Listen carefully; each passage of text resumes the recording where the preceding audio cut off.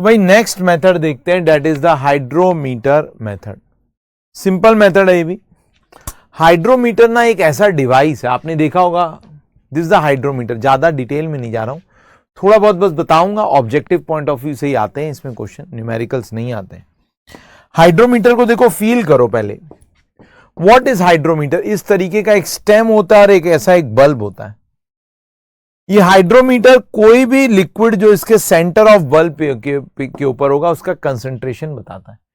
तो it reports the concentration of any liquid that is at the center of the bulb. Clear? वो कैसे? यहां पर एक RH की रीडिंग चलेगी। यहां पर you would see that we have a reading for RH। ऐसे देखो RH की वैल्यूज होती है, ऐसे ना इसके ऊपर ऐसे ग्रेजुएशंस बने होते हैं, दैट इज RH। इसको पहले से ही कैलिब्रेट किया जाता है बेटा।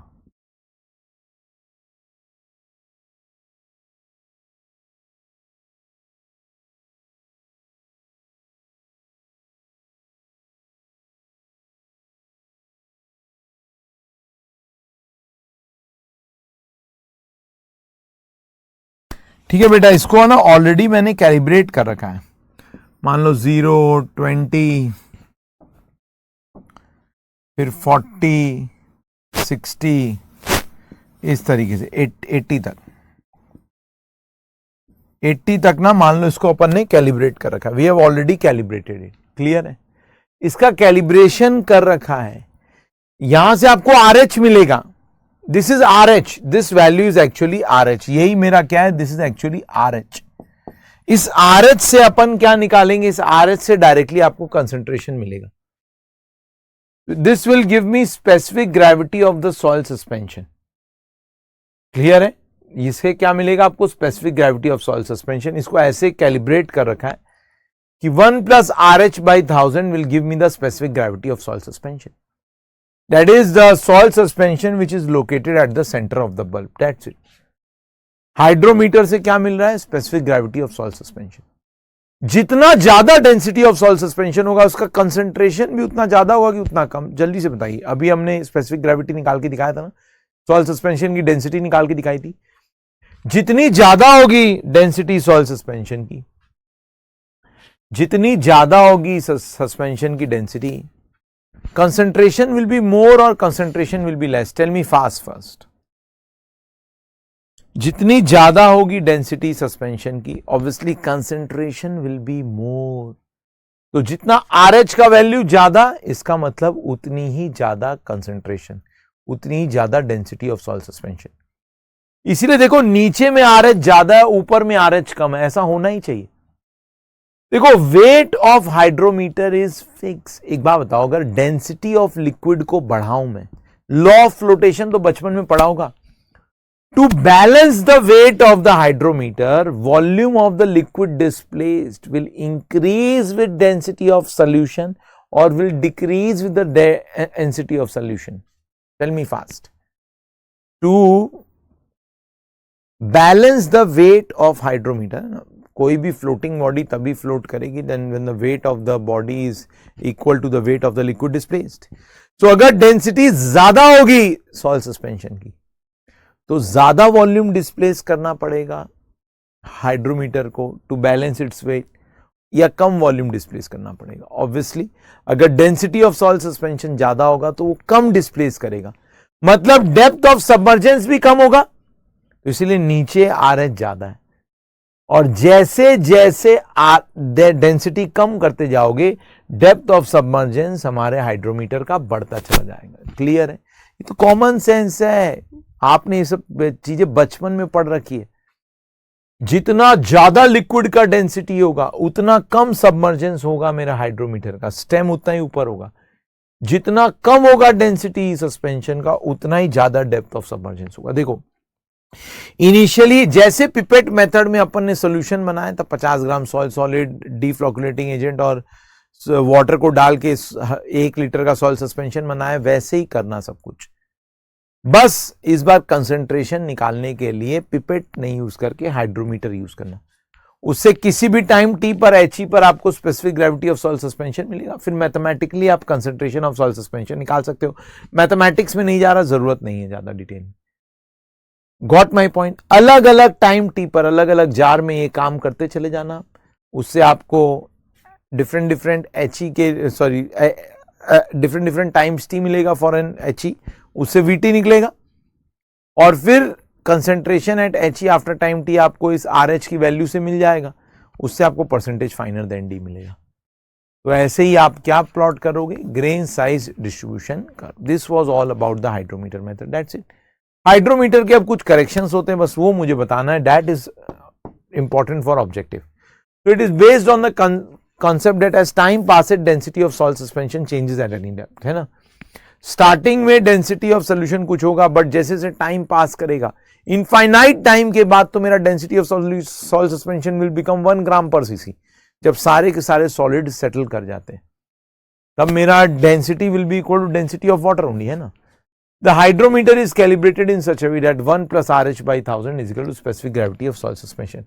और RH ये नंबर है जो कि इस ट्यूब के ऊपर, इस स्टेम के ऊपर से आता है। Using specific gravity of soil suspension, we calculate concentration at He after time t. Corresponding size d is calculated using Stokes law, हमने देखा ही था। Thus at different times we get percentage finer and corresponding size d, using which GSD curve can be plotted। यही करते हैं बस। हाँ, अब देखो हाइड्रोमीटर में ना कुछ करेक्शंस है, पहले वो देख लो फिर स्टोक्स लॉ की बात करेंगे। हाइड्रोमीटर में क्या करेक्शन, सबसे पहला करेक्शन होता है मेनिस्कस करेक्शन। देखो मेरा पानी ट्रांसपेरेंट होगा नहीं, जब हम सॉइल सस्पेंशन बनाओगे ना, पानी गंदा हो चुका है, मैला पानी हो, ट्रांसपेरेंट नहीं। अब क्या है, हमारा ये जो ग्लास का ट्यूब है उसके अराउंड है ना पानी का एक मेनिस्कस बनेगा, है ना, ऐसे ही due to surface tension of water. मैंने जो RH की रीडिंग ऑब्जर्व की है ना वो ये वाली है, बट करेक्टेड RH की रीडिंग क्या है, ये वाली। Due to meniscus of water मेरा जो RH ऑब्जर्व्ड है वो ये वाला है, but correct value of RH क्या है, दैट इज दिस वन। ये मेरा करेक्ट वैल्यू ऑफ RH है, क्लियर है, this is the corrected value of RH। अब मेरे को ये RHC निकालना चाहिए, तो आपको समझ बस यही बताना है करेक्शन पॉजिटिव है कि नेगेटिव। इस करेक्शन को निकालने के लिए कुछ इंपेरिकल फॉर्मूलेज होते हैं, उसमें जाने की जरूरत नहीं है। आपसे एग्जाम में यही पूछा जाता है कि करेक्शन इज पॉजिटिव और नेगेटिव। देखो ऑब्जर्व्ड वैल्यू RH ऊपर क्या था, कम था, नीचे ज्यादा था। ऑब्जर्व्ड वैल्यू कम है, करेक्टेड वैल्यू ज्यादा है, तो इनको RH को बढ़ाना होगा। तो meniscus correction will always B positive, क्योंकि RH observe will always be greater than RH corrected. तो ये मेरा मेनिस्कस करेक्शन हो गया, सिंपल था। नेक्स्ट करेक्शन क्या है, टेम्परेचर करेक्शन। ये भी समझ लो, एक चीज समझो, जब हम टेम्परेचर बढ़ाते हैं, देखो यहां से हम स्पेसिफिक ग्रेविटी निकाल रहे हैं ना, RH is linked with specific gravity, and specific gravity मैंने देखा था is a function of temperature. अलग अलग टेम्परेचर पे स्पेसिफिक ग्रेविटी अलग अलग है। तो बेटा इस हाइड्रोमीटर को अपन ने एक टेम्परेचर पे कैलिब्रेट कर रखा है। अगर टेम्परेचर अलग होगा तो बेटा फिर मेरा करेक्शन लगाना पड़ेगा टेम्परेचर का। वो टेम्परेचर करेक्शन समझो एक बार में फटाफट। टेम्परेचर करेक्शन क्या, देखो अगर मैं टेम्परेचर बढ़ाता हूं तो density of the soil suspension, ये लिक्विड है, विल डिक्रीज, क्योंकि density of soil suspension is inversely proportional to temperature. तो टेम्परेचर बढ़ाऊंगा तो डेंसिटी कम होगी, बस यही सोचो आप। अगर temperature is, if observation temperature is greater than the calibration temperature, temperature बढ़ा रहा हूं तो डेंसिटी कम हो रही। तो ऑब्जर्व टेम्परेचर अगर ग्रेटर देन कैलिब्रेटेड टेम्परेचर से ज्यादा है, तो ऑब्वियसली जो ऑब्जर्व्ड वैल्यू ऑफ RH है, जो डेंसिटी वो कम आई होगी, तो मुझे करेक्ट करना पड़ेगा। तो करेक्शन क्या होगा, will be positive. So if temperature is more than the calibration temperature, the correction will be positive. And vice versa, अगर हमारा ऑब्जर्वेशन टेम्परेचर जो है कैलिब्रेशन टेम्परेचर से कम हुआ तो RH not will be greater than RHC, तो उस case में करेक्शन नेगेटिव भी हो सकता है। तो temperature correction can be positive as well as negative depending upon the observation temperature and calibration temperature. Calibration temperature क्या होता है मैंने एक्सप्लेन कर दिया। Last one is the deflocculating agent correction. देखो डीफ्लोकुलेटिंग एजेंट एक सॉल्ट है, सॉल्ट को डालने से कंसंट्रेशन क्या होगा, या डेंसिटी क्या होगा सस्पेंशन का, बढ़ गया होगा। रियलिटी में मुझे डेंसिटी चाहिए विदाउट दैट डीफ्लोकुलेटिंग एजेंट। तो मैंने जब सॉल्ट डाला तो एक्चुअली उससे RH बढ़ा है, मुझे तो जो है RH चाहिए विदाउट द डीफ्लोकुलेटिंग एजेंट, तभी मेरा सही रीडिंग आएगी। तो इसीलिए deflocculating agent correction is always negative. ये सारे करेक्शन ना कुछ इंपेरिकल फॉर्मूलेज या ग्राफ के बेसिस पे लगाते हैं, जिसको और डिटेल में जानने की जरूरत नहीं, बस ये पॉजिटिव नेगेटिव कब होता है ये पता होना चाहिए। So it will always be negative because addition of deflocculating agent increases the density, है ना। तो हमारा डीफ्लोकुलेटिंग एजेंट डालोगे तो डेंसिटी बढ़ती है और करेक्टेड डेंसिटी उससे कम होगी, तो इसलिए RH की वैल्यू को कम करना पड़ेगा, तो correction will B negative. Clear है क्या ये तीनों टाइप के करेक्शन? बेटा ये ऑब्जेक्टिव के लिए इंपॉर्टेंट थे, याद रखना है। अब देखो स्टोक्स लॉ के कुछ अजम्पशंस है, वो भी आपको पता होना चाहिए। स्टोक्स लॉ तभी एप्लीकेबल है when the size of particle is between 0.2 micron to 0.2 mm।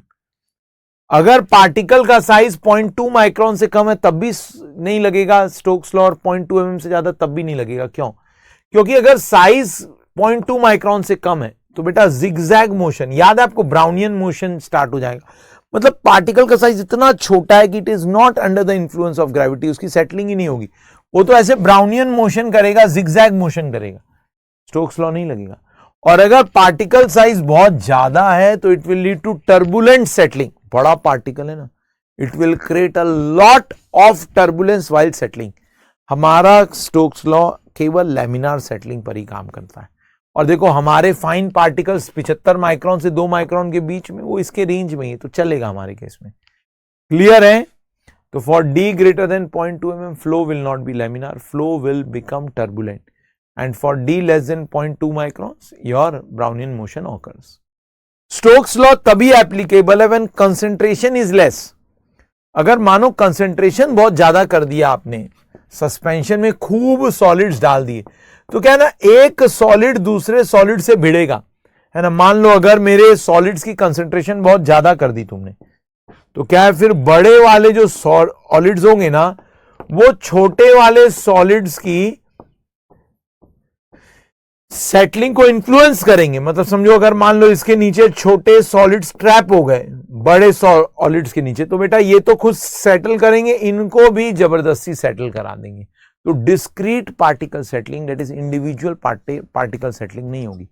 Discrete particle मतलब इंडिविजुअल पार्टिकल सेटलिंग होना चाहिए। एक पार्टिकल की सेटलिंग दूसरे पार्टिकल की सेटलिंग पर इंफ्लुएंस ना करे, वो तभी होगा ना जब सॉलिड्स कम होंगे। इसीलिए कंसेंट्रेशन इज जनरली केप्ट 50 ग्राम पर लीटर और लेस। तो Stokes law is applicable for discrete particle settling, hence concentration is kept 50 ग्राम पर लीटर और लेस। और लास्ट चीज आपको पता है, Stokes law will not be applicable अगर फ्लॉकुलेशन हो जाए, फ्लॉक्स बन जाएंगे, तो फिर से डिस्क्रीट पार्टिकल सेटलिंग नहीं हो, ग्रुप ऑफ पार्टिकल एक साथ सेटल करेंगे, तो इसलिए डीफ्लॉकुलेटिंग एजेंट डालना जरूरी होता है। Stokes law will not be applicable if flocculation take place, hence we are deflocculating agent. तो स्टोक्स लॉ के ऊपर ये 3 इंपॉर्टेंट पॉइंट्स है जो कि नोट में दिए हुए हैं, ये भी लिख लीजिएगा। This was all about the hydrometer method, जो कि आपको पता होना चाहिए। जल्दी से इसको ड्रॉ करो, फिर अपन आगे बढ़ जाएंगे। जल्दी जल्दी इसको ड्रॉ करो। ये 60 लिखा हुआ है, हो सकता है आपको ये समझ में नहीं आ रहा हो। दिस इज 60 है एंड दिस इज 80 है, ठीक है। अब थोड़ा साफ दिख रहा होगा। हाँ, जल्दी जल्दी लिख लो इसको। This was all about RH, बस इससे ज्यादा जानना नहीं है। हाइड्रोमीटर मेथड को इतना जान गए तो बहुत है। Now we will see the Atterberg limits in detail. चलो अब एटरबर्ग लिमिट्स के ऊपर बातचीत करते हैं डिटेल में।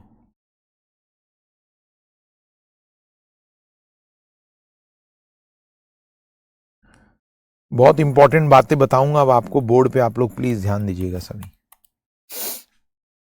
एक एक करके देखेंगे अपन। जल्दी जल्दी इसको नोट कर लो, पूरा नोट कर लोगे तो बताना मुझे।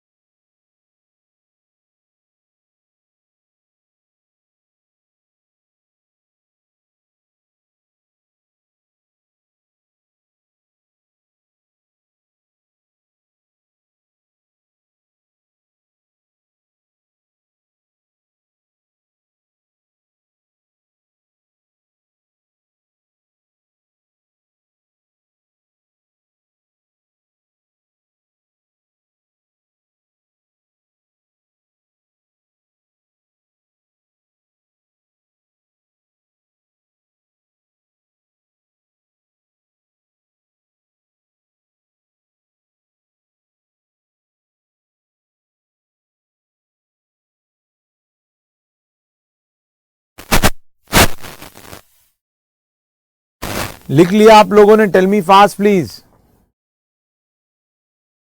लिख लिया सबने? तो फिर हम आगे बढ़े भाई, जल्दी जल्दी बताओ। लास्ट फिर कुछ एटरबर्ग लिमिट्स के ऊपर मेन मुद्दे की बात पे आते हैं जो पढ़ाना है।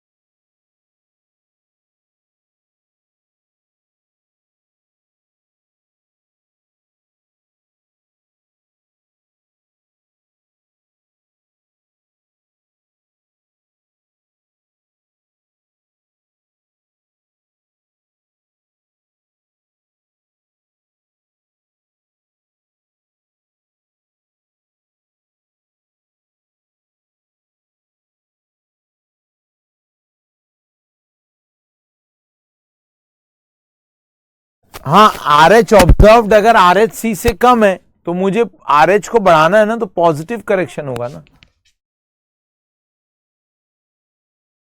अरे ऑब्जर्व्ड वैल्यू कम है, करेक्टेड वैल्यू ज्यादा है, तो करेक्शन तो पॉजिटिव करूंगा ना यार। ऑब्जर्व्ड वैल्यू कम है, करेक्टेड वैल्यू ज्यादा, तो मुझे वैल्यू को बढ़ाना होगा ना, तो correction will be positive. Correction क्या होता है?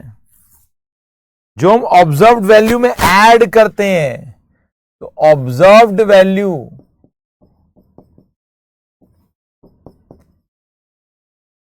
प्लस करेक्शन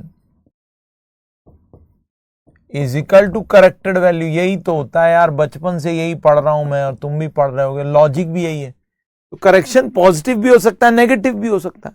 तो correction is corrected value minus observed value. जब करेक्टेड वैल्यू ज्यादा होगी ऑब्जर्व्ड वैल्यू से, तो correction will be positive obviously. Add करना, अगर कुछ ऐड कर रहे हो तो पॉजिटिव करेक्शन, कुछ घटा रहे हो तो नेगेटिव करेक्शन। जैसे मैंने जब डीफ्लोकुलेटिंग एजेंट डाला तो आरएच बढ़ गया था, मुझे उसको कम करना है, तो करेक्शन शुड बी नेगेटिव। ठीक है, लिख लिया पूरा? तो बढ़ूं फिर आगे में।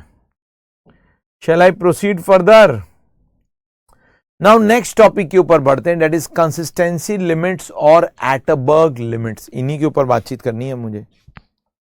Let's talk about consistency limits और एटरबर्ग लिमिट्स इन डिटेल, फिर आगे बढ़ जाऊंगा मैं। देखिए भाई, कंसिस्टेंसी लिमिट को, is it done till here? तो मैं आगे बढ़ूंगा। Tell me fast please, is it done till here?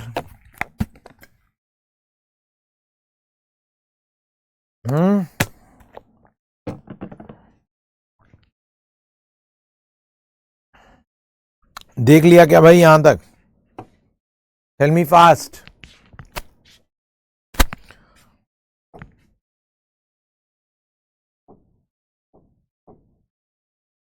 Clear है यहां तक?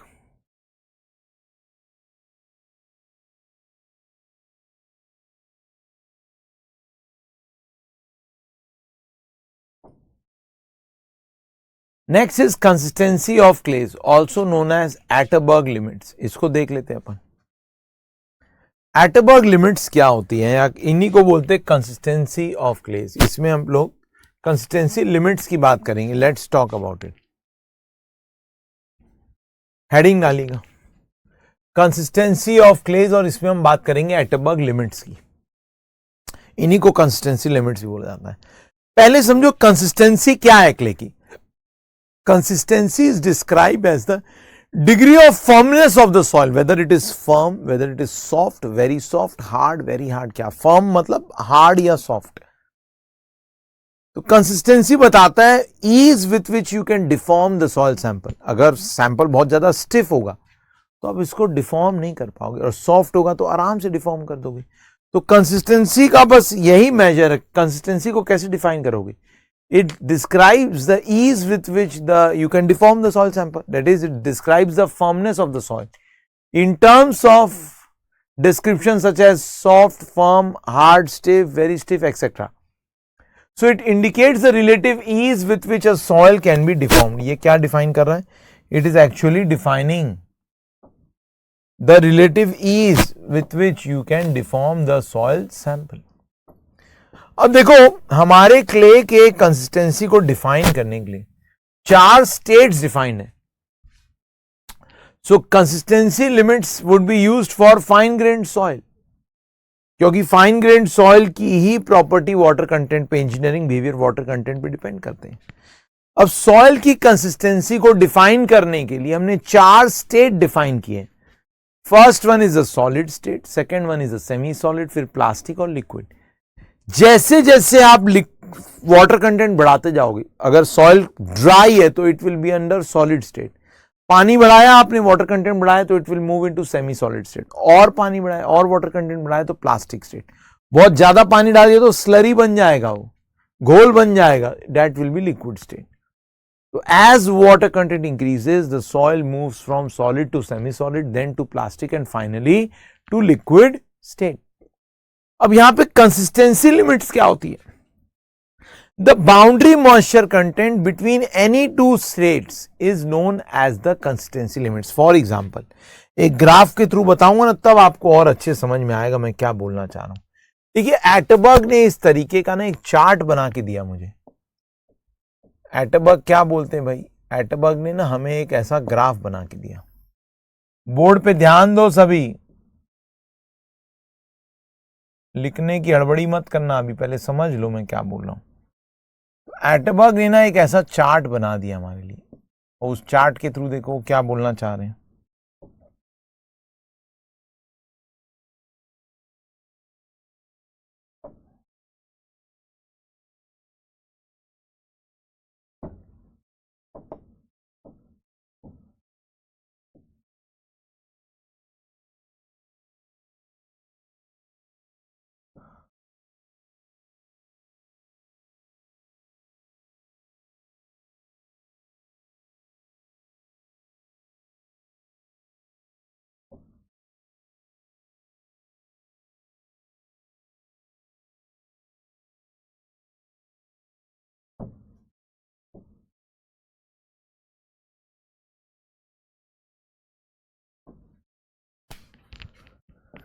ये मेरा क्या है? This is the water content, and यहां पर मैं प्लॉट कर रहा हूं वॉल्यूम। ध्यान दो, आप बोर्ड पे ध्यान दो आप सभी। जब सॉइल कंप्लीटली ड्राई है, उसका कुछ तो वॉल्यूम होगा। ध्यान लगा के सुनना, एक ही बार में समझना। ये एटनबर्ग चार्ट है जो बनाने वाला हूं। जब सॉइल कंप्लीटली ड्राई है, उस समय उसका कुछ तो वॉल्यूम होगा ना मेरे भाई।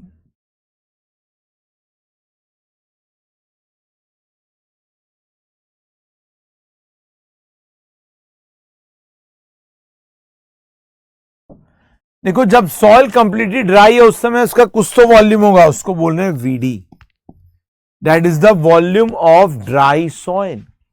अब जैसे जैसे पानी डालूंगा, पहले तो सॉइल पार्शियली सैचुरेटेड है, उसका वॉल्यूम चेंज नहीं होगा। याद है ना, ये सब बातें बताई है मैंने।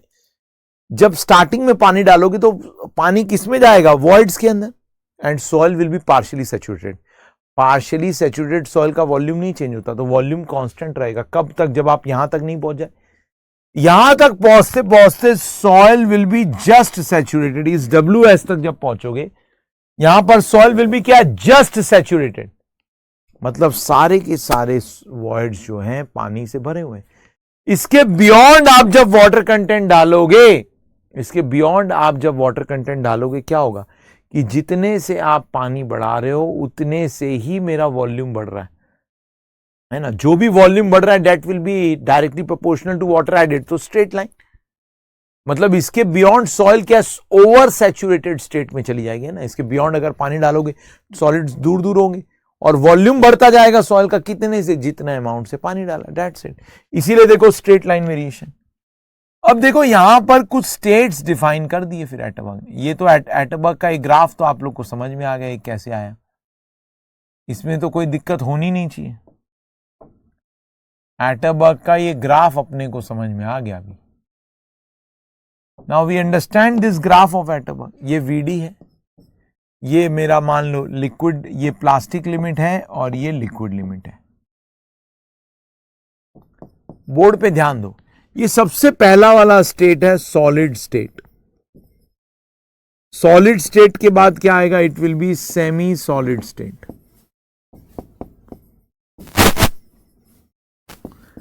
फिर क्या आएगा बेटा, प्लास्टिक स्टेट।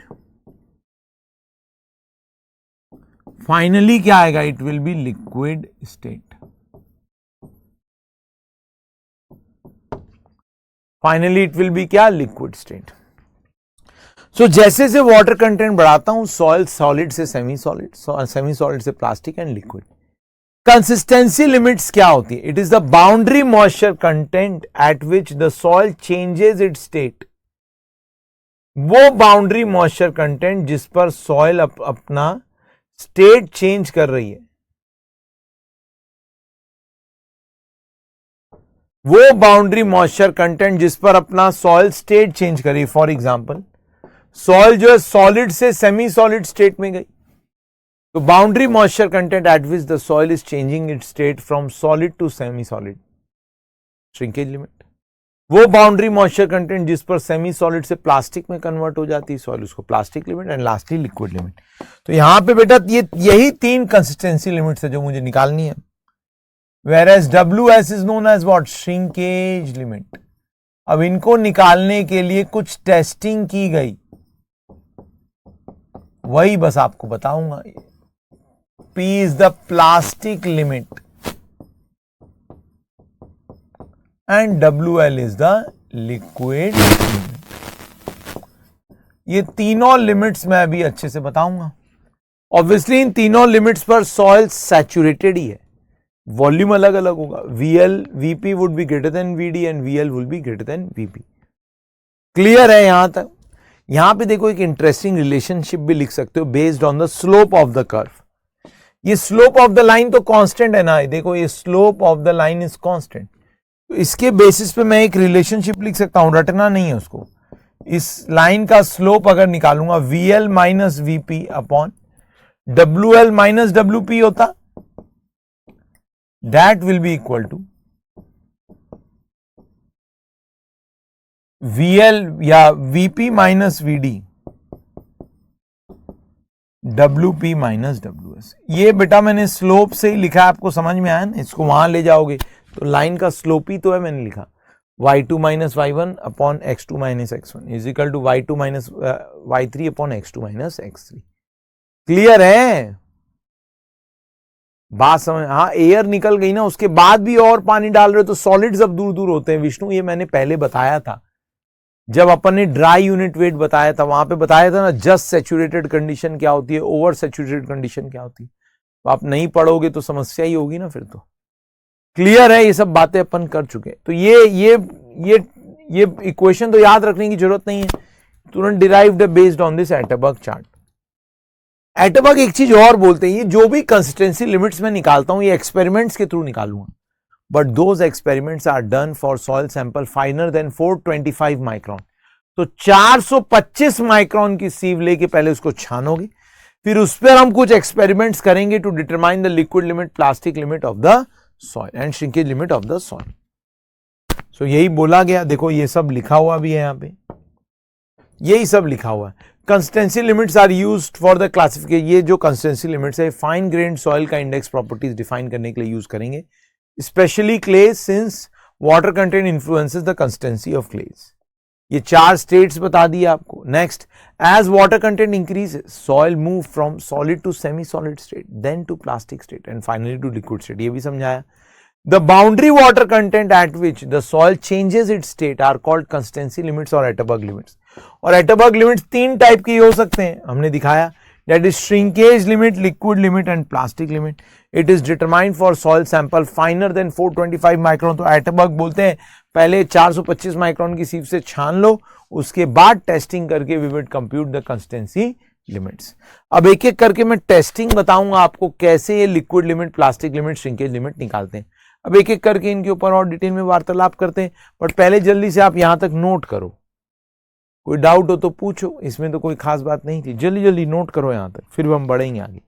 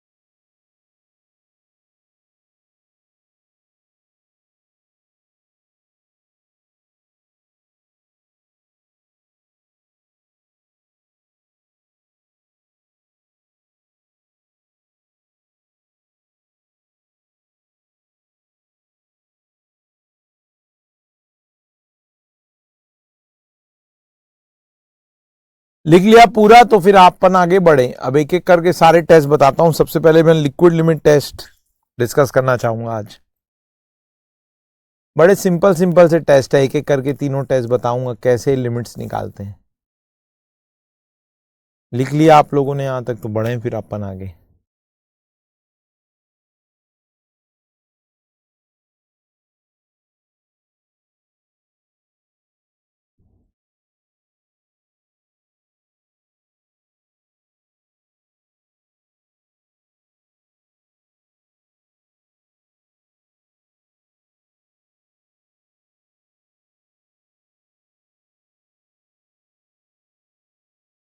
चलो कोई डाउट तो नहीं है ना यहां तक?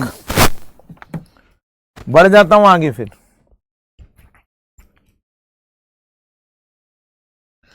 कोई डाउट तो नहीं होगा यहां तक? बढ़ूं फिर आगे। Let's proceed further. यस लिखो तो आगे बढ़ूं फिर।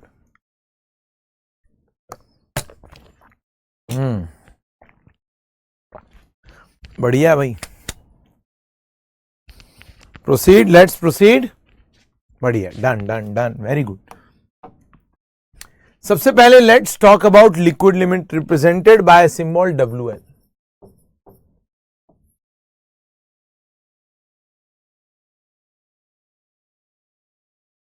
अरे बेटा तुम्हारे डन में तो बेटा मैं डन हो जाऊंगा। थोड़ा लिखने की स्पीड बढ़ाओ, बाकियों का जब कंप्लीट हो रहा है तो तुम्हारा भी कंप्लीट हो नहीं, फिर घर पे बैठ के लिखो। अब क्या करें बताओ, उपाय नहीं ना विष्णु। सबका साथ सबका विकास ही होगा ना, तो तुम तो पीछे रह जा रहे हो बार बार। लिक्विड लिमिट देखो कैसे डिफाइन किया गया। बाकियों ने लिख लिया ना कि वेट करना पड़ेगा, लिख लिया ना यहां तक? कुछ तो बोलो भाई तुम लोग।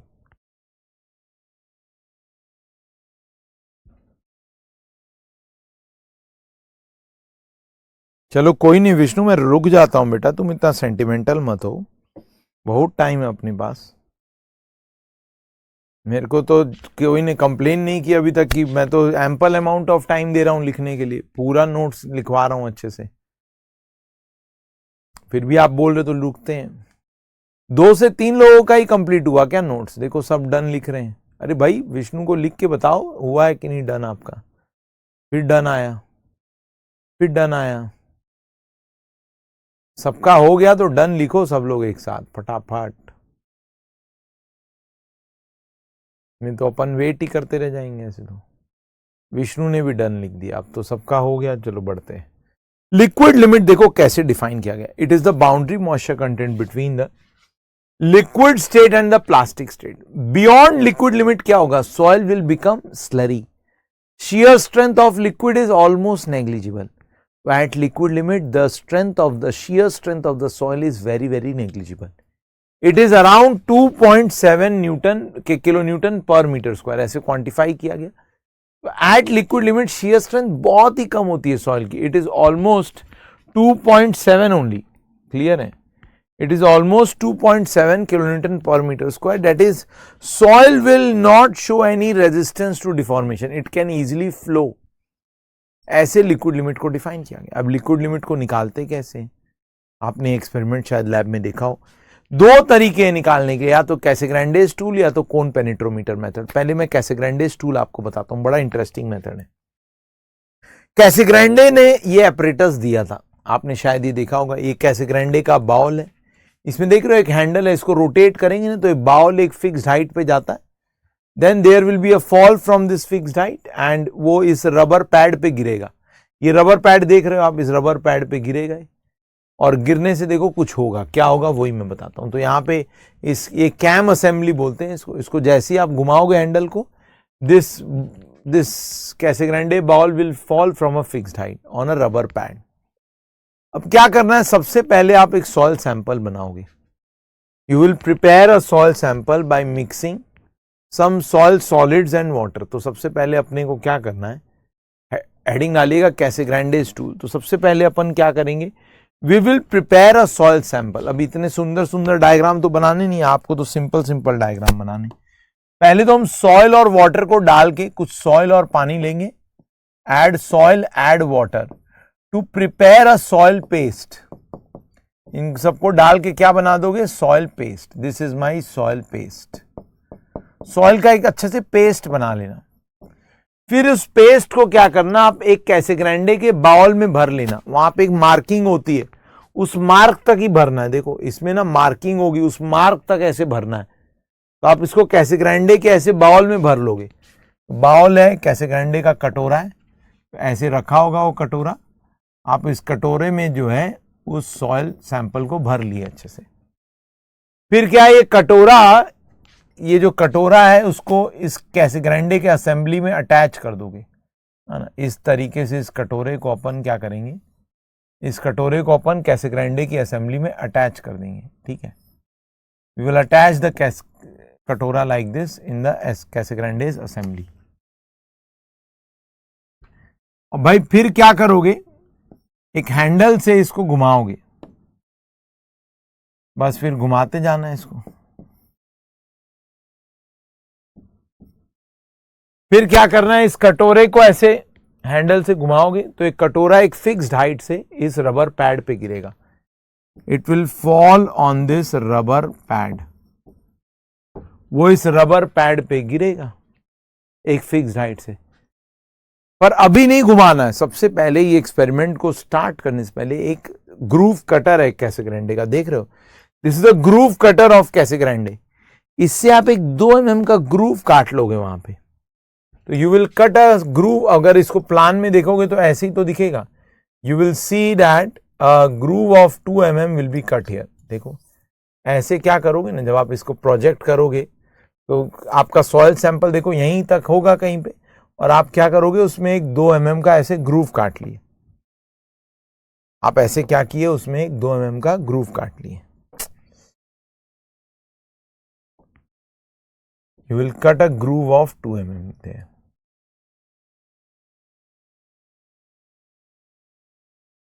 You will cut a groove of 2 mm there.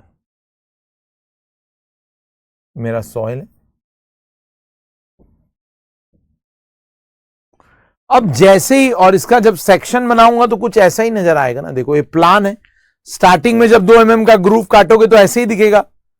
फिर जैसे तुम ब्लोज दोगे ना, जैसे तुम ब्लोज देते जाओगे, दोनों तरफ से सॉइल फ्लो करेगी ना। जैसे ही तुमने एक बार हैंडल घुमाया, एक फिक्स हाइट एच से उठा और फ्रीली फॉल किया, इंपैक्ट किया रबर पैड पे, रबर पैड पे इंपैक्ट करेगा तो दोनों साइड से सॉइल फ्लो करेगी, डिस्टर्ब होगी सॉइल। वो एक ब्लो है। जब एक बार हैंडल को घुमाया तो एक ब्लो, 2 बार 2 ब्लो, ऐसे एक फिक्स स्पीड से घुमाते जाओगे, ब्लोज को काउंट करते जाओगे। कब तक घुमाते जाओगे इस हैंडल को, जब तक सॉइल फ्लो करके किसी डिस्टेंस पे मीट नहीं कर जाए, दैट इज 12.7 mm। तो 12.7 mm के लेंथ पे जब ये मीट कर जाए, पूरा सपाट नहीं होना चाहिए सरफेस पे, जस्ट ये फ्लो करके मीट कर जाए, सेक्शन में ऐसे ही दिखेगा। जब ये फ्लो करके ऐसे मीट कर जाएगी up to a length of 12.7 mm, तब हम एक्सपेरिमेंट को स्टॉप कर देंगे, नंबर ऑफ ब्लोज को काउंट करेंगे एंड वाटर कंटेंट को मेजर करेंगे। थोड़ा सैंपल यहां से कलेक्ट करके ओवन में डाल दोगे, वाटर कंटेंट मिल जाएगा एंड नंबर ऑफ ब्लोज आपने निकाल लिए। फिर से एक्सपेरिमेंट करो दूसरे वाटर कंटेंट में और नंबर ऑफ ब्लोज निकालो। फिर से कुछ पानी ऑल्टर करो, पूरा एक्सपेरिमेंट करो, नंबर ऑफ ब्लोज निकाल लो और वाटर कंटेंट निकाल लो। फिर क्या, एक सेमी लॉग पेपर पे प्लॉट करो। एक सेमी लॉग पेपर पे आप इसको प्लॉट करो। ऑब्वियसली जैसे जैसे वाटर कंटेंट बढ़ाओगे, number of blows required to close the groove will keep on increasing, है ना। वाटर कंटेंट बढ़ेगा तो नंबर ऑफ ब्लोज कम हो जाएंगे to close the groove. Obviously जितना वाटर कंटेंट ज्यादा होगा, सॉइल उतनी लिक्विड होगी तो आराम से फ्लो करेगी, तो कम ब्लोज में ही वो फ्लो कर जाएगी, मीट कर जाएगी, है ना। As the water content is obviously inversely proportional to the number of blows required to close the groove, N is the number of blows. तो मैंने क्या किया, एक सेमी लॉग पेपर पे 2 पॉइंट्स को प्लॉट किया। पहले ध्यान दो, मैंने W1 पे N1 निकाल लिया, W2 पे N2 निकाल लिया फ्रॉम द एक्सपेरिमेंट, उसको प्लॉट किया यहां पे। W1 के लिए log N1 semi log paper पे, W2 के लिए log N2, है ना। W1 और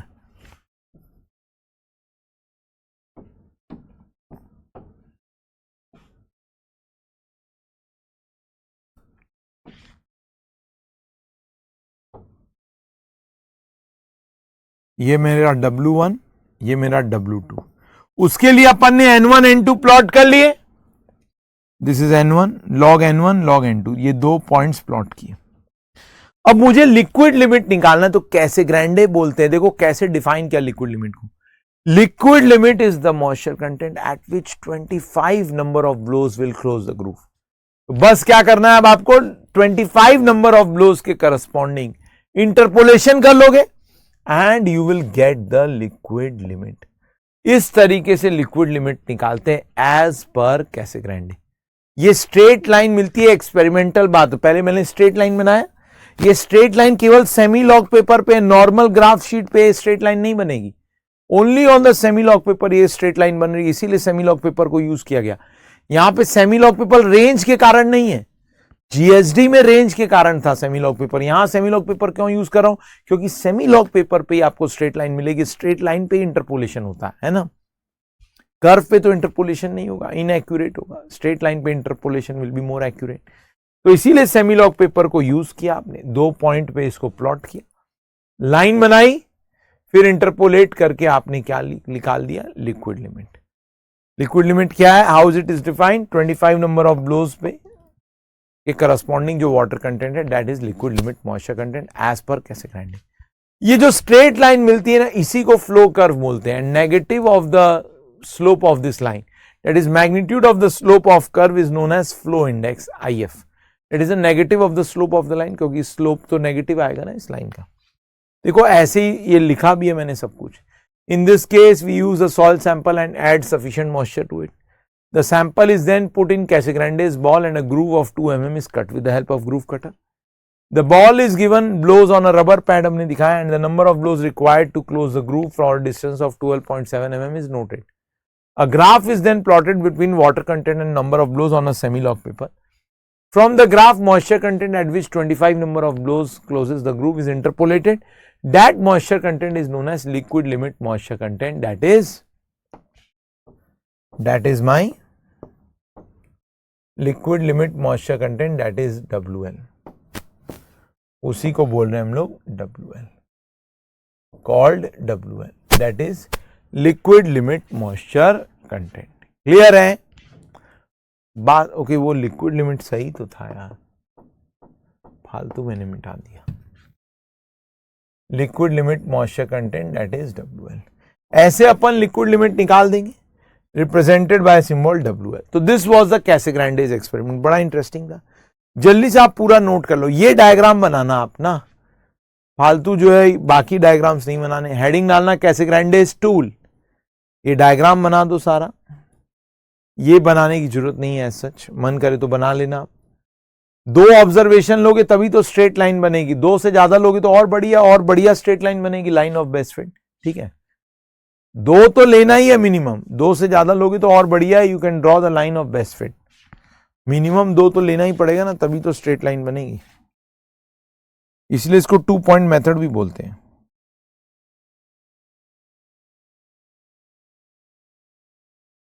IF के ऊपर अभी कुछ बातचीत करेंगे अपन, पहले आप इसको नोट कर लो। IF देखो मैं यहां पे निकाल भी सकता हूं ना, that is slope of the line. Slope of the line क्या होगा, अगर मैं IF को निकालना चाहूं तो how much will be IF? IF is equal to W1 minus W2 upon log of N2 minus log of N1। ठीक है, इसमें मैंने नेगेटिव साइन को एडजस्ट कर दिया ऑलरेडी, है ना। N2 बड़ा होगा N1 से, तो नेगेटिव साइन देखो ऑलरेडी एडजस्टेड है। तो स्लोप ऑफ द लाइन तो यही होगा, log N2 minus log N1 को log N2 बाय N1 भी लिख सकते हो, one and the same thing. इसको अगर अपन ऐसे भी लिखे तब भी तो चलेगा, that is W1 minus W2 divided by log of N2 by N1, यही तो होगा ना। इसको ऐसे भी लिखे तो चलेगा, एकदम चलेगा, ऐसे भी लिख सकते हैं अपन, है ना। जल्दी जल्दी लिखिए, फिर आगे बढ़ते हैं अपन। Make it fast please. जल्दी जल्दी लिखो, फिर आगे बढ़ेंगे अपन।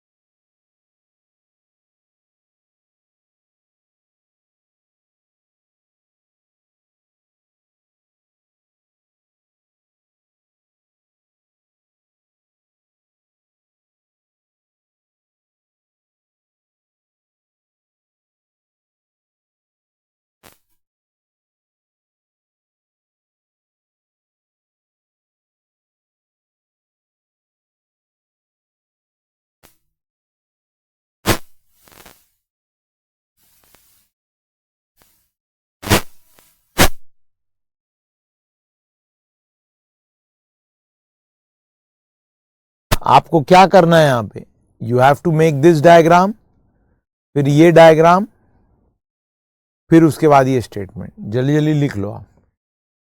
2 mm का ग्रूव का मतलब क्या, बाकी सारे डायमेंशंस लिखने की जरूरत नहीं है, नॉट रिक्वायर्ड।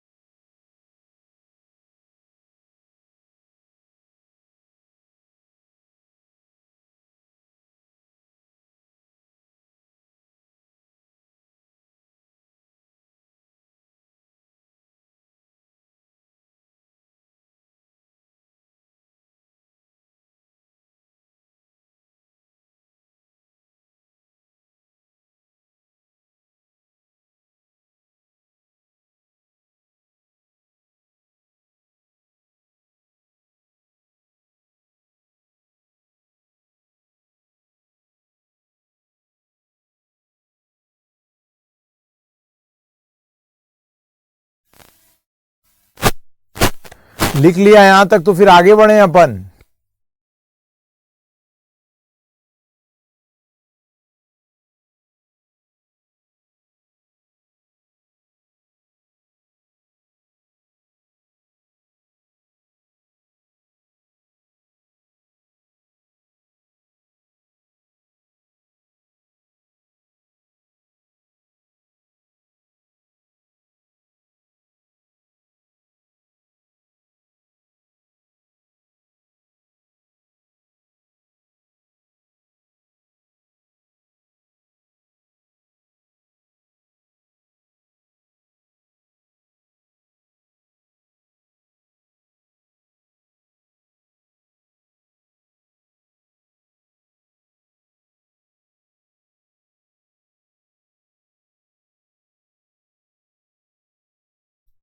लिख लिया ना भाई। देखो अब ये जो फ्लो कर्व है it will depend upon the type of soil.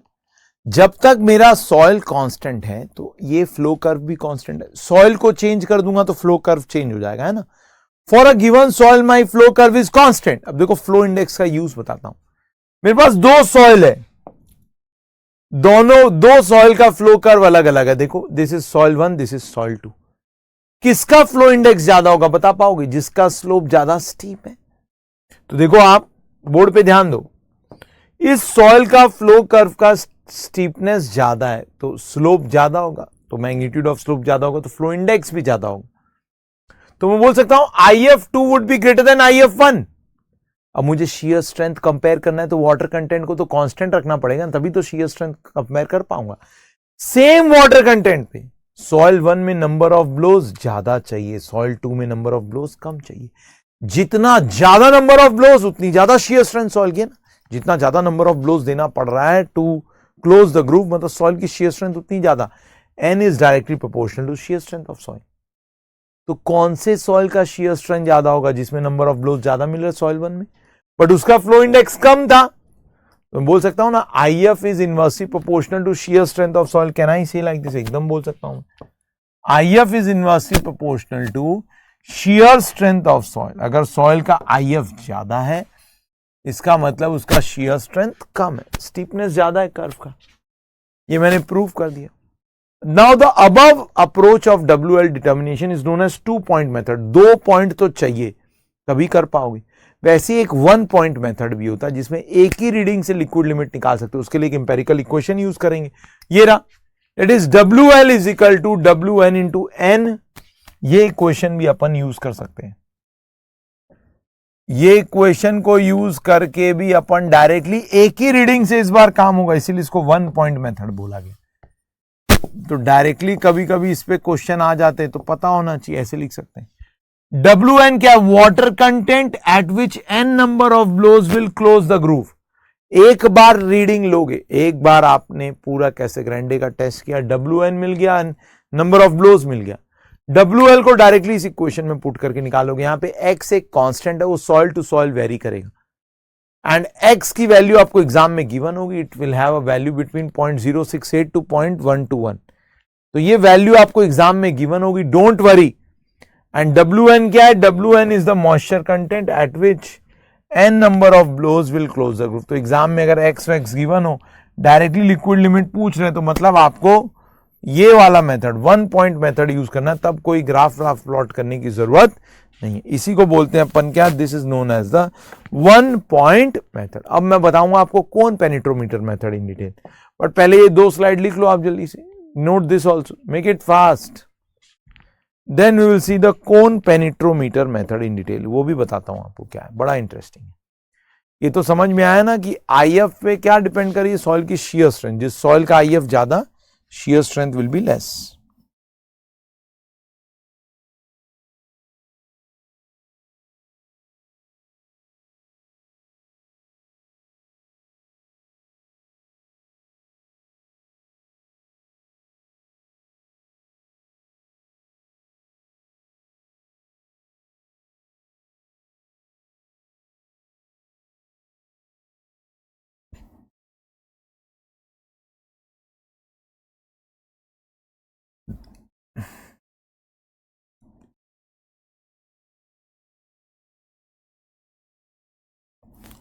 जल्दी बेटा इसको जल्दी लिख लो, फिर अपन आगे बढ़ेंगे, क्योंकि फटाफट लिखते चले जाओ, अपन आगे बढ़ते चले जाएंगे, ठीक है।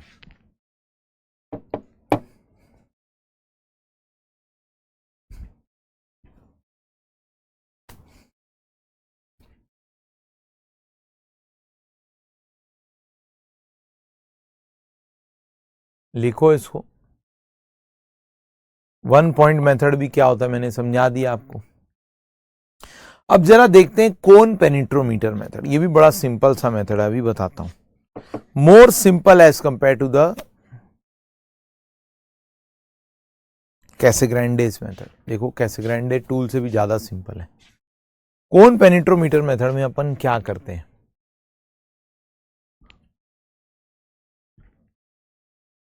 ये X की वैल्यू ना आपको एग्जाम में गिवन होगी। डायरेक्टली यहां पे नोट पुट करके लिक्विड लिमिट निकाल लेंगे। फिर आप इसको 1 पॉइंट मेथड बोलते हैं, एक ही पॉइंट से हो गया काम।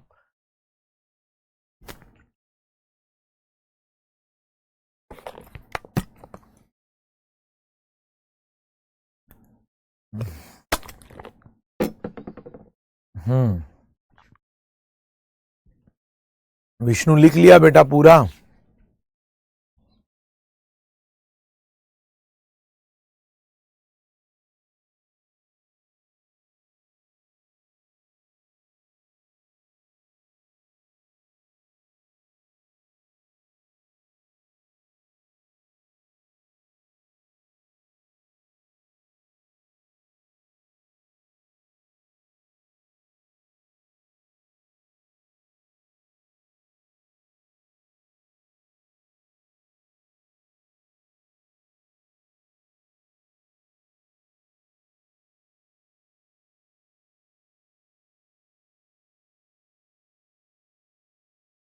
क्लियर है? दो बढ़ते हैं आगे, लेट्स प्रोसीड। सबने डन लिख ही दिया है तो आगे बढ़ते हैं। Now let's see the cone penetrometer method. Cone penetrometer method में क्या करते हैं, यही है कोन पेनिट्रोमीटर मेथड। इसमें देखो एक कांस्टेंट वेट है कोन का, इस वेट को याद रखने की जरूरत नहीं। देखो ये सब डेटा इंपॉर्टेंट नहीं है, कभी नहीं इस पे सवाल आएगा। बस क्या, एक कोन है कांस्टेंट वेट का, आपको एक कैन में सॉइल को भर लेना है, वापस से सॉइल का पेस्ट बनाओगे और उसको लेवल करके ना इस तरीके से कैन में भर लेना है। सॉइल को क्या किया अपन ने, इस कैन में अच्छे से भर लिया। We have filled the soil in this can. फिर क्या है, वेट जो है अपना कोन जो है उस it will just lower, it will be just lower to touch the surface of soil. तो कोन को ना जस्ट लोअर किया to touch the surface of the soil और फिर उसको क्विकली रिलीज कर दिया। The cone will be lower to touch the surface of the soil and it will just be lowered. अब क्या है, फिर उसको तुरंत रिलीज कर दिया। देखो ये रिलीज पिन खींचोगे, रिलीज हो जाएगा। जैसे ही रिलीज करोगे अपने डेड वेट के कारण इसमें पेनिट्रेट करेगा। डेप्थ ऑफ पेनिट्रेशन रीड कर लोगे, स्केल में पता चल जाएगा कि ये कोन कितना पेनिट्रेट किया। तो 5 सेकंड के लिए इसको पेनिट्रेट होने देना, 5 सेकंड बाद रीडिंग ले लेना। डेप्थ ऑफ पेनिट्रेशन डी पता लग जाएगा। क्लियर है? आपको बस इतना ही डायग्राम बनाना है। फिर आप क्या है, डेप्थ ऑफ पेनिट्रेशन नोट करने के बाद वाटर कंटेंट निकाल लेना बाय ओवन ड्राइंग मेथड। फिर से एक सॉइल पेस्ट बनाना अलग वाटर कंटेंट पे, फिर से depth of penetration of the cone निकाल लेना। ऑब्वियसली जितना वाटर कंटेंट बढ़ाओगे depth of penetration of the cone will increase और डिक्रीज। पहले तो आप ये बताओ, अब अगर वाटर कंटेंट बढ़ाऊंगा तो depth of penetration of this cone will increase और डिक्रीज। Tell me fast. देखते हैं कितने लोगों को समझ में आ रहा है। अब अगर मैं वाटर कंटेंट बढ़ाता हूं तो depth of penetration of the cone will increase और विल डिक्रीज। ऑब्वियसली इंक्रीज, जितना ज्यादा सॉफ्ट होगा सॉइल डेप्थ ऑफ पेनिट्रेशन उतना ज्यादा होगा। दूसरे मॉइस्चर कंटेंट में फिर से डेप्थ ऑफ पेनिट्रेशन निकाल लेना, फिर उसको सेमी लॉग पेपर पे प्लॉट करना। फिर क्या करना, आप इस तरीके से, ऑब्वियसली इस बार ऐसा स्ट्रेट लाइन आएगा ना, क्योंकि वाटर कंटेंट बढ़ेगा तो डेप्थ ऑफ पेनिट्रेशन बढ़ेगा। फिर से आप इसको एक सेमी लॉग पेपर पे प्लॉट करोगे। You will plot it on the semi-log paper again. You will plot it on the semi-log paper again. हाँ, उसको आप एक semi-log paper पे प्लॉट करोगे।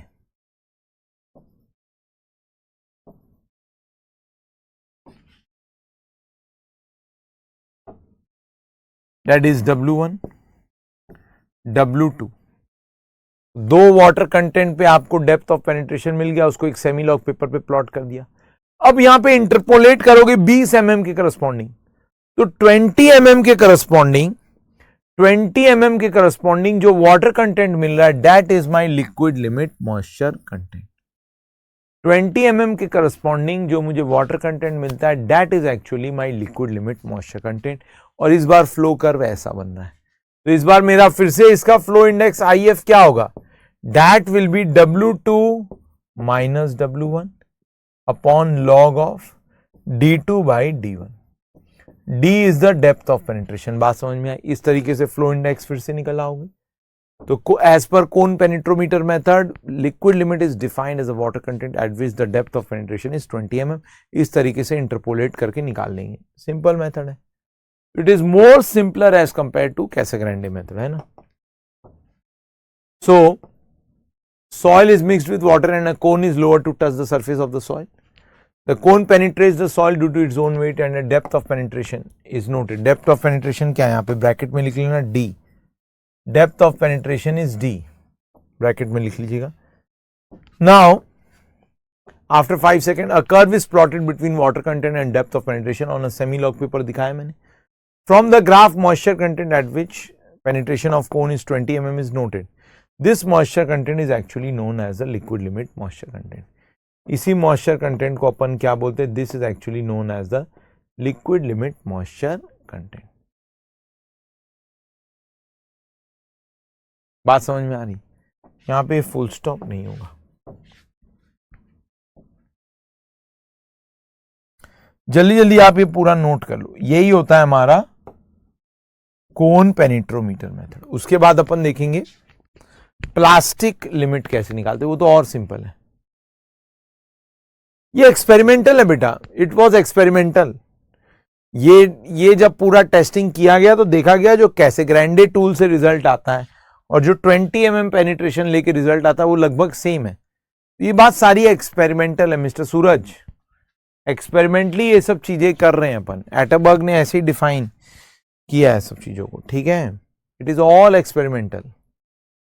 आपको भी इसी बेसिस पे चलना है.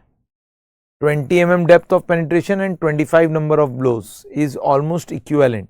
ठीक है, जल्दी जल्दी इसको नोट करो. डायग्राम में बस केवल आप यही बनाना, ये बक्सा इतना ही डायग्राम बनाना और कुछ नहीं बनाने की जरूरत. केवल आप ये इतना बक्सा बना लोगे बहुत है. ये 2 बना लेना.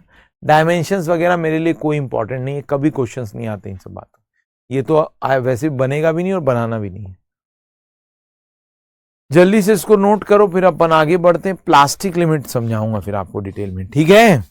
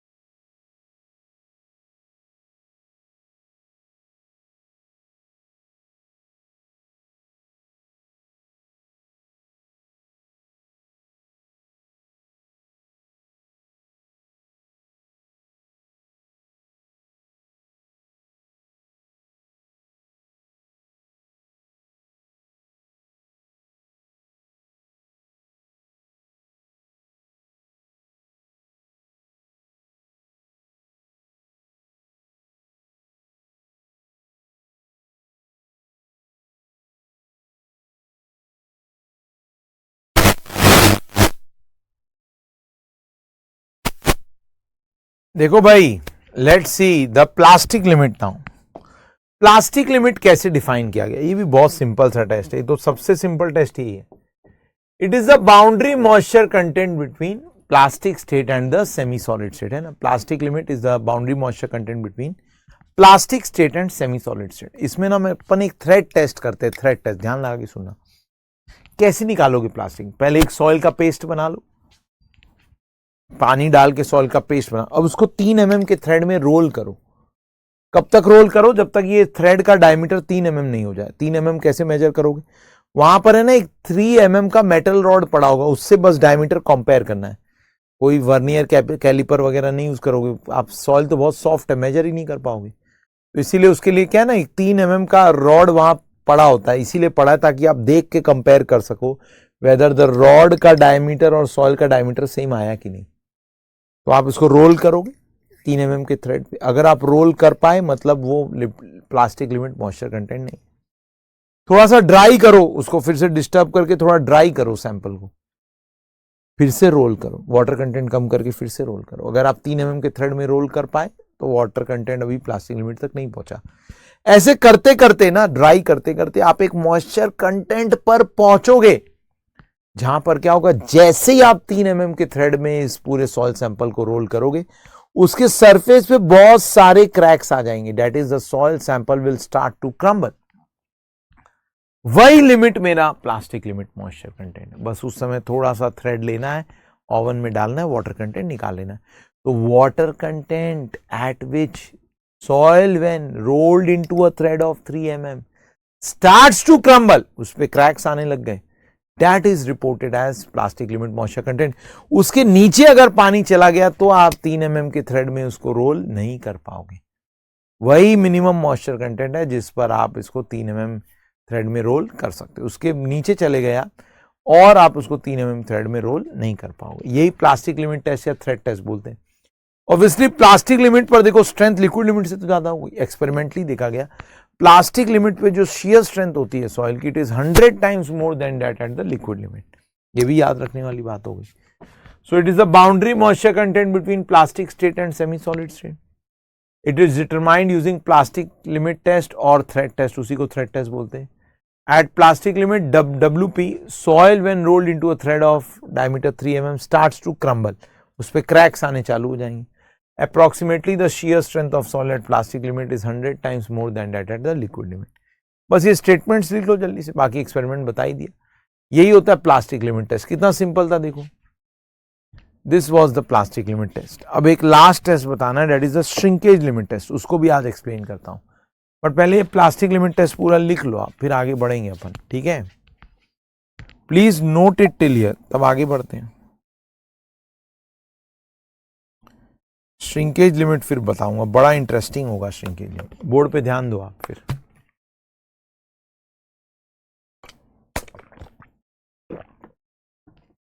सबसे ज्यादा इंटरेस्टिंग श्रिंकेज लिमिट ही है, उसमें फेज डायग्राम का काफी यूज होगा। तो ये सारे स्टेटमेंट्स डायग्राम तो क्या ही बनाओगे, परेशान मत होना डायग्राम बनाने के चक्कर में। आप ये सारे स्टेटमेंट्स लिख डालो, जल्दी जल्दी लिखो।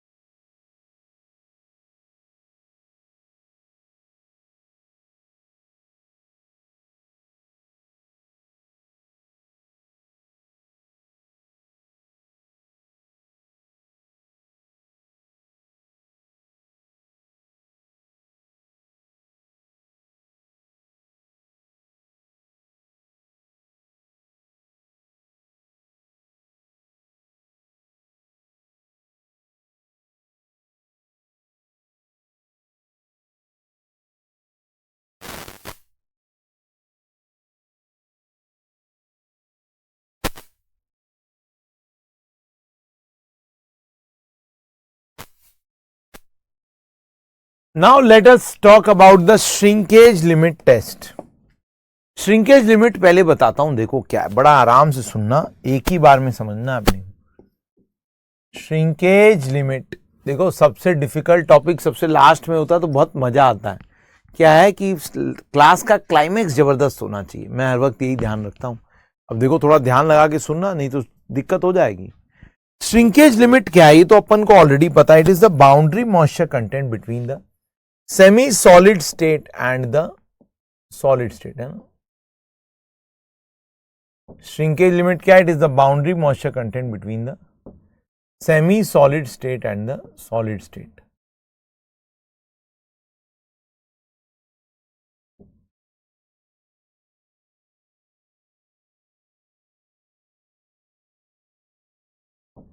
It is the boundary moisture content between the semi-solid state, water content, volume यहां पे था और यहां पे क्या था, वाटर कंटेंट। तो श्रिंकेज लिमिट क्या है, ये था ना श्रिंकेज लिमिट, यही तो है बस श्रिंकेज लिमिट। श्रिंकेज लिमिट पर volume of soil is V D, that is at shrinkage limit soil is just saturated. इसके बियॉन्ड अगर और पानी डालोगे तो वॉल्यूम बढ़ता चला जाएगा। इसी बात को यूज करेंगे श्रिंकेज लिमिट निकालने के लिए भी। तो shrinkage limit is the boundary moisture content between solid and semi solid. It is the moisture content at which the soil is just saturated. It is the minimum water content at which the soil could be saturated. एक बात बताओ, जब soil को dry करेंगे तो वो उसका shade हल्का होगा कि डार्क होगा? ऑब्वियसली आपने देखा होगा सैचुरेटेड सॉइल ज्यादा डार्क होती है, ड्राई सॉइल ज्यादा लाइट होती है। Saturated soil is more dark whereas a dry soil is more light. ये जो डिस्कलरेशन होता है ना सॉइल का, it is beyond this moisture content only. जब सॉइल को ड्राई करोगे, श्रिंकेज लिमिट के नीचे लेके जाओगे तो it will start to discolour. So when water content is reduced below shrinkage limit, volume of soil does not change, but the color of soil begins to change. That is, it will start to discolor. अब shrinkage limit test क्या है, बहुत simple है। क्या करोगे आप, सबसे पहले एक ओवर सैचुरेटेड कंडीशन में सॉइल को लोगे, उसका वॉल्यूम मेजर कर लोगे, उसका वेट मेजर कर लोगे W1। तो क्या मेजर किया, देखो जो जो सर्कल बना रहा हूं उसको आपने मेजर कर लिया है, ठीक है।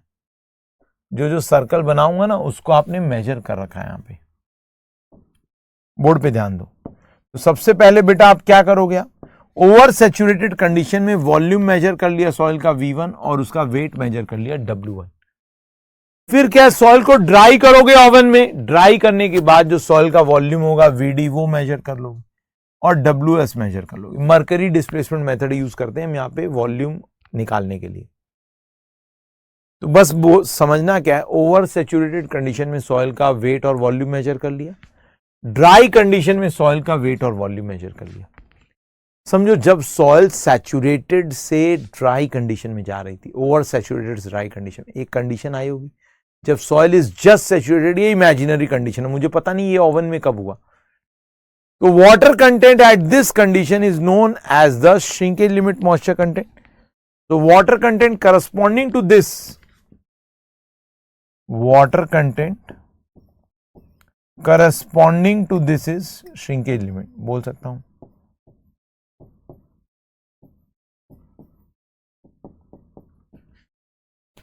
is water content corresponding to this is actually the shrinkage limit, बोला जा सकता है, एकदम बोला जा सकता है। अब बस यही निकालना है अपने को। कैसे निकालूंगा water content corresponding to this, कैसे निकलेगा, बहुत सिंपल। देखो श्रिंकेज लिमिट कैसे निकालूंगा, अब ध्यान दो। अब बस फेज डायग्राम का यूज करो। ये VD है, ये V1 है, तो ये वॉल्यूम क्या होगा, V1 माइनस VD बोल सकता हूं मैं। यहां पर देखो जस्ट सैचुरेटेड कंडीशन में भी वॉल्यूम VD होगा ना, तो ये वॉल्यूम V1 माइनस VD। इतने वॉल्यूम को वेट ऑफ वाटर में कन्वर्ट कर दो, तो V1 minus VD gamma W। मुझे ये वेट ऑफ वाटर निकालना है। वेट ऑफ सॉलिड तो हर जगह कांस्टेंट है। यहां ध्यान दो, यहां वेट ऑफ वाटर क्या है, WS minus W1। This is the weight of water in this condition. तो ये वेट ऑफ वाटर क्या होगा, क्या मैं इसको ऐसे लिख सकता हूं, W1 माइनस WS। ये क्या है, ये इतना wait of water over saturated condition, इसमें से इतने पानी का वेट माइनस कर दोगे तो यही तो आएगा, minus V1 minus VD gamma W। Weight of water in just saturated condition मिल गया। यही तो है, ये चीज आपने निकाल ली ना, वो यही तो है x divided by weight of solids, capital W है। हाँ, ये सब कुछ कैपिटल W है। Capital W is weight of solid, small w is shrinkage limit. Confuse नहीं करना है। स्मॉल w हर वक्त मैं कर्ल बना के बनाता हूं, ठीक है। एक बार देख लो जल्दी से, समझ में आया, लिखने की हड़बड़ी मत करना, वो क्लास के बाद लिखते रहना। ये एक्सप्रेशन देखो जल्दी से समझ में आया। जस्ट सैचुरेटेड कंडीशन के लिए श्रिंकेज लिमिट ऐसे एक लाइन में लिख सकता हूं using the phase diagram approach. रटना कुछ नहीं, लिख सकते हैं क्या? फटाफट बताओ आप, एक बार देख लो भाई फिर से। तो V1 माइनस VD ये वॉल्यूम था, इसको मैंने वेट में कन्वर्ट किया, तो V1 minus VD gamma W। इतने वेट ऑफ वाटर से इतना वेट ऑफ वाटर माइनस करूंगा तो ये x ही तो मिलेगा, यही तो वो x है। ठीक है तो भाई मिस्टर विष्णु क्लियर है? तो बेटा बढ़ जाऊं आगे। ओके देखो, अब श्रिंकेज लिमिट टेस्ट के डेटा से मैं GS भी निकाल सकता हूं सॉइल का। इसी डेटा से GS इस WS VD W1 V1 यही डेटा है जो मुझे मिलता है एक्सपेरिमेंट से। इस डेटा से मैं GS भी निकाल सकता हूं। कैसे निकाल रहा हूं? तो shrinkage limit test can also be used to determine the GS of the soil. GS क्या होता है सॉइल का? Gamma S upon gamma W। Gamma S क्या है? डेट इज WS, तो मुझे पता ही है, अपॉन VS गामा W। मुझे किसी तरीके से ये वॉल्यूम ऑफ सॉलिड निकालना है। यहां पे ये वॉल्यूम ऑफ सॉलिड कैसे निकलेगा? बहुत सिंपल है।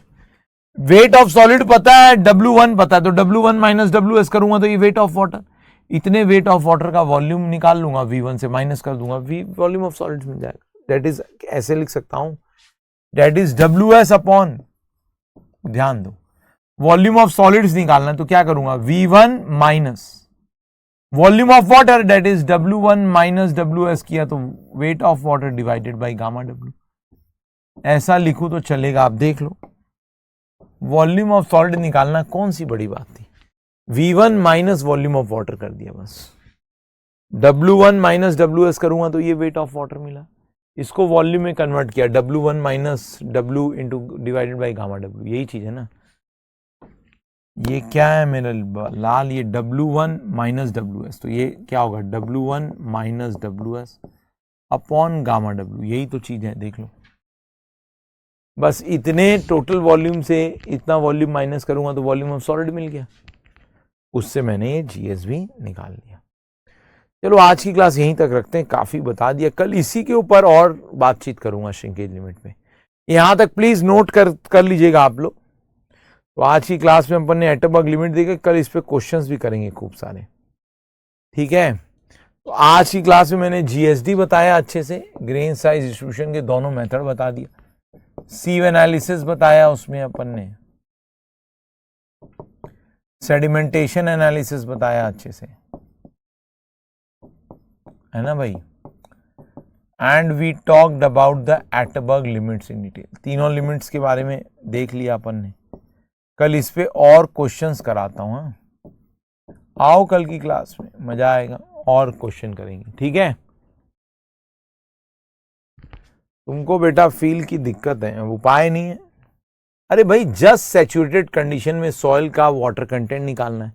ये ओवर सैचुरेटेड कंडीशन थी, सॉइल का एक्सेस में पानी डाल के पेस्ट बनाया, फिर उसको ड्राई किया ओवन में, तो वॉल्यूम कम हो जाएगा ना, तो कम वॉल्यूम निकाल लिया VD, और फिर W1 निकाल लिया, WS निकाल लिया। ड्राई कंडीशन में वेट क्या? Weight of solid. मुझे जस्ट सैचुरेटेड कंडीशन में वाटर कंटेंट निकालना था, वही श्रिंकेज लिमिट है, बस फेज डायग्राम यूज करके। ये इमेजिनरी कंडीशन है, ये रियलिटी में तो मेरे को कभी पता ही नहीं लगेगा ना ये कब हो रहा है, ठीक है मिस्टर विष्णु। अब तुम फेज डायग्राम को अभी तक फील नहीं किए, इसीलिए ये चीज फील नहीं हुई। जिन्होंने फेज डायग्राम को फील कर लिया ना, वो इनके लिए सब चुटकियों का काम है। विष्णु, तुमको अभी भी फेज डायग्राम फील नहीं होता, इसीलिए मैंने बोला था फेज डायग्राम समझो अच्छे से, इसीलिए तो यही सब चीजें बताने के लिए तो बताया आपको। बाकी घर जाके एक बार ट्राई करना, हो जाएगा, ठीक है मिस्टर विष्णु, घर पे ट्राई करना। इसके नोट्स शेयर कर दूंगा, बाकी नोट्स बना लेना आप लोग। चलो आज की क्लास यहीं तक रखते हैं, ठीक है। Let's meet tomorrow. हर क्लास को रेटिंग देना, बहुत मेहनत से पढ़ाते हैं सारे लोग आपको। रेटिंग देते रहना भाई सारे क्लासेस को, every lecture should be rated, हर वीडियो को रेटिंग दो। रेटिंग देने का आपको तरीका पता है, every lecture should be rated, हाँ ये बहुत जरूरी है। चलो बाकी कल मिलेंगे same time, bye bye everybody, take care, let's meet tomorrow again.